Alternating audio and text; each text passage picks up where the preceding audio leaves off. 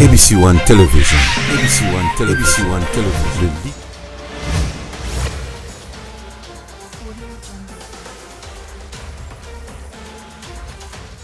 Koboko la mwana mbanda o bokoli lima o bokoli nyuka yanga ba abonné à ABC One na pesi bilombote sika bozali so na banda likambo mbanda ya mwana ya mbanda po lelo tolobela ka makambo ya bambanda na ya bana bambanda ndenge nini bajira kango en tout cas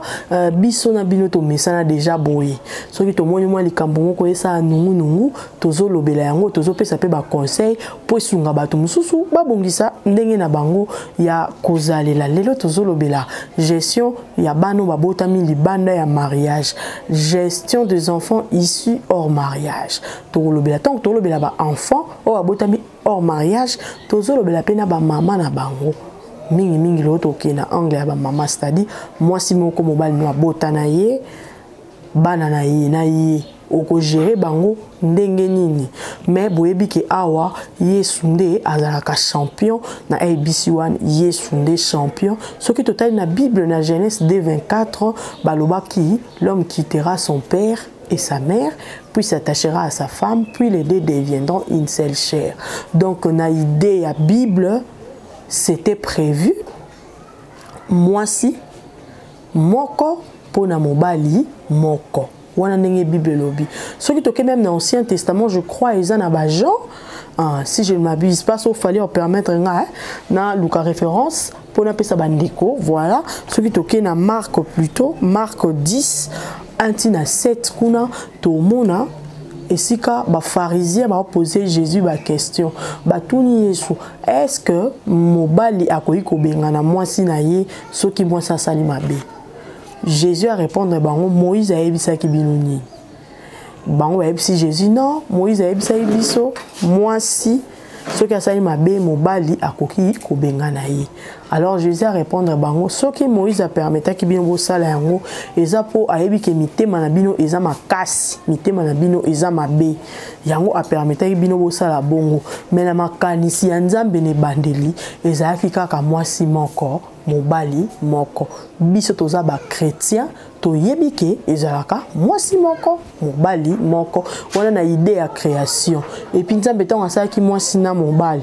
asale bon te na idée ke oyo na o bakabwani o akia bali o ya bali Nzambe asalaki yango te eza pona ndenge Yesu alobaki na ba pharisien pona mitema makasi na bino mitema na bino mabe nde makambo wana ekomi kokoma. Alors déjà yango bomoni ki na ba église na ba institution o eza respectable même na ba pays oyo baza na ba vertu ba garda ba vertu balingaka peza ba polygame likolo ya ba etate balingaka ba polygame te ke polygame ozo diriger église polygame ozo diriger société moko munene to ya makasi balingaka makambo wana te. Pourquoi? Parce que na idée à Bible na idée à création Nzambe asalaki Adam na Ève, c'est-à-dire moi si moko mobali moko. Mais qu'est-ce qui se passe aujourd'hui dans la République démocratique du Congo surtout à Kinshasa to komi ko mona ngwe komi courant hein au mona mobali ya bali na yaza moi si na ndaku maza na bana na libanda to zaki na moi si moko botine nanu si makabali mususu makambo wana nyonso ezo créer ba problème. Mais na ngambu ya mibeko kuna balobi bana nyonso baza ndenge moko, c'est-à-dire o babotami mariage. Non, on va dans le mariage, il suffit que papa wana a reconnaître paternité na elikona bango, c'est-à-dire ayeba ke bano baza ngai une fois que papa na bango ayebi bongo bana wana bakomi aye baza na ba droit nyonso ndenge ka bana nyonso baza nango.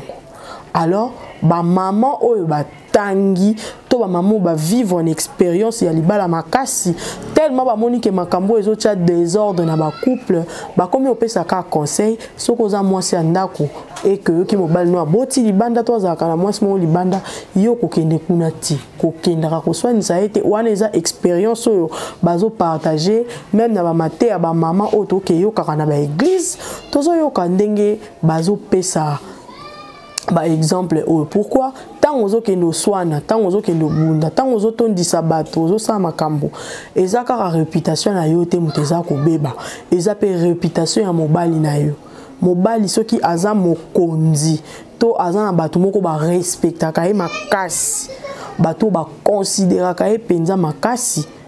une fois que yo okei ko soin sa mwasi na ye ya libanda ozwi vie privée ya mobali na yo o étaler yango na miso ya bato eza na bato mosusu bazali ko considérer ye ba komo ba na ye pa sala rabo na ye pe yango pena na mokili muta malamu aza te et tout mobali na yo akomi ko perdre crédibilité na ye akomi ko perdre personnalité na ye na miso ya bato. Deuxième inquiétude ezali ekitisa quand même ba chance ya mobali esika peut-être azo sala et cause na mobali moko ba confier ye société moko patron moko amona ka ye sérieux a confier ye société mais une fois que moi si na akenda ko soin sambanda sa bamuna donc aza sérieux te s'il ne parvient pas à gérer sa maison est-ce qu'on gérer société nanga au discréditer mobali na yo au kitisi niveau na ye même na ba pays oyo eza ba pays ya makasi ba pays o balandaka pena ba garda ba culture soki oza au candidat président de la république oza o linga ko zo poste moko député au sénateur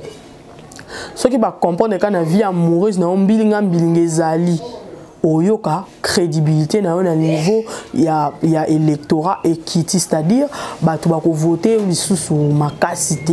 omona bato ba voter lisusu makasi te okiti si crédit na bato nyonso wana ko considérer yo lokola modèle olongwe modèle pour na bango. Pourquoi pour moi si na yo à 8 ans ya kokende ko étaler ndenge to baka nidité na yo libanda c'est-à-dire ma benyo sa mobile yo bato ba yeba ina bango te pourtant yo zo kendo swana kuno zo tondo e komi na commune oye suki na l'été suki na parquet bandeko baza pembeni wana bazo yoka papa okande to monela kale ka bonzo kana bota libanda na mwasi musubwe crédibilité ya mobile ezobeba yango tolobi nzambe ye moko asala mokili pour moi si moko azala mobile moko sikoyo tango komi ke mobile akomi na basi mibale désordre et tout bato bavandi na libala na expérience pour na ko limiter ba dégâts pe ba désordre na société. Nde ozomona ba maman o balanda kabiso malamu o bazolanda ba trouble ya ba makambo eleka na libala ba komi ovandisa ba marié soki mobala boti libanda kolanda te koke koluka mwasi wana te tango ozoke koluka mwasi wana non seulement ozo baby sa personnalité na yo parce que so okuta ina mbanda ata oza intellectuel olukaka ko swana olukaka ko bunda ozo baby sa non éducation na yo oluko baby sa crédibilité na yo en plus ozo baby sa personnalité ya mobali et puis bana na yo na bana ya o wana babota mili banda une fois que ba maman bozo yo kanate bana wana ba okota déjà en conflit donc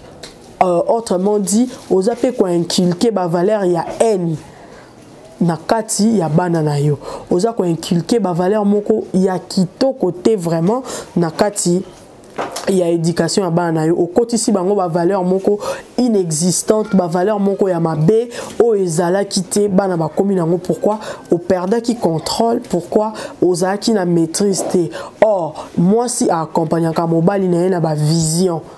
Une fois mobile a commis pasteur, ata yo na vie na yo zara na intention comme pasteur te. Mais tant on commis moi si ya pasteur, oza na ba attitude mususu oh il faut adopter. Oyo okoza na ngote ndenge moko na attitude ya moi si moko ya musicien, ya moi si moko ya politicien. Pourquoi? Parce que mobile na yo aza déjà pasteur. Soki mobile aza politicien, aza personnage public.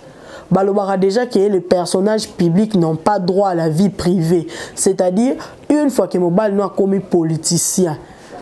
alors ça a déjà politique, bah tout bawando landela ka vie privée na ye. Oh te asimba ki fourchette, fala simba fourchette na gauche, ya kene ko simba na droite. Asala ki boye, alata ki chemise etenga maki, azong sa boye, mona ne kuto asali boye. Pourquoi? Parce que a commis des personnages publics donc vie privée et à la soute. Siko soki mobile no commis déjà na ba niveau ana na politique. Moi si il faut oyeba que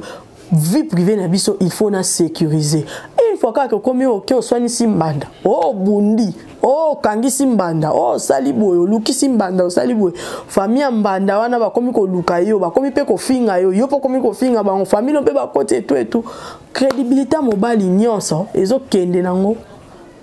eza ko beba ezo kende na ruine. Pourquoi? Moi c'est ça qui na maîtrise te à un certain niveau et c'est nga moi s'il faut protéger mobile attaque toi sali mabe mobile ba protéger kaye po yo pe robomana libala na ote moi si wana pe aya okota na été c'est un fait. Le col aza ko exister. Yo tika a exister na coin na ye. Sala kara neto ye ba ki était. Ye a respecter yo pe na coin na yo ozo respecter ye pour permettre que mobali aza sécuriser. Une fois bino bokoti en conflit, bana ba olingana te. Mobali pe a oza sous na sécurité te parce que bato ba koma ko se moquer na ye. Ah, mutu bo pe sa confiance, ndako ne mo kuta ko gérer te. Bongo ko gérer institution o. Bongo ko gérer les biso pe na mboka. Bongo conseil la biso pe na bo bato ba komi tout na ba question pourquoi ozo ki vie privée à mobali na o étalé. Et ça bato musu ba yebi na bango te que mobali no bota libanda. Mais likolo manque à maîtrise na yo. O étalé vie à mobali bato bakomi ko critiquer ye bakomi ko finga ye en tout cas maman na libala ne wo kaka mariage âge eza na kati ezara likambo âge eza likambo maturité tango koti yango les hauts et les bas il faut savoir gérer. Il faut savoir supporter, il faut protéger l'homme, il faut protéger sa personnalité, sa crédibilité. Et ça, ma grande dame est belle, bassi belle, tout le monde a aza maman, moi ça ministre, aza moi ça président de la République, aza moi ça pasteur moko renommé, yo kama kamwe belle. Mais pour protéger mibali na bango makambo wana babimisa ngo sur la place publique te babeta ngo lisolo ta koyoka mobali ne pena kenda ki obala mais ya vandika akimia aboko landela ngo aboyi na ko soinisa mwasi wana po une fois soinisa ye ozo sala ke bato ba yeba ke ye pa zalaka nde ozo mona bato nyos ba komi mususu mona e komi dekan quand musu compte mbanda na yo quand mususu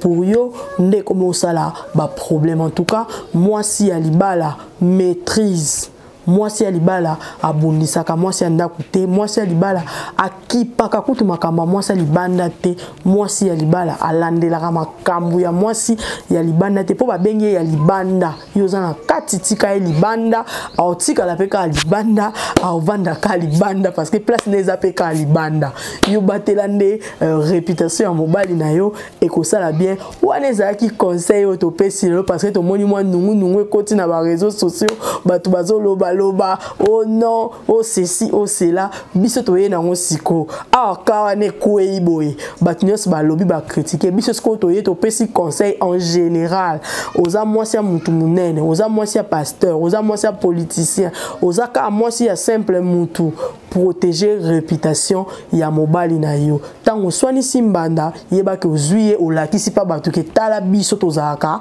mibale tango laksi bongo donc bokomi penza mibale siko ki bombanda e bandi bakan et c'est créé en tout cas wana ezaki conseil to pesi na biso pona makambo eleki na ba réseaux sociaux mikolo parce que biso toza ba journaliste nyonso elekaka inspirer biso moi conseil oyo ba abonné ABC wana linga bino tellement mingi na ndimi ke conseil nanga boyoki yango malamu merci na maman Chantal Ayao en tout cas merci pour la confiance hein tozo continuer kaka kobunda pona musala oekende liboso bino nyonso bolanda ki biso en tout cas to sengi bino pour partager vidéo botambusa ngo partout pour que basi ya mabala bayebake moi sali bala il faut ami pesa kilo ciao ciao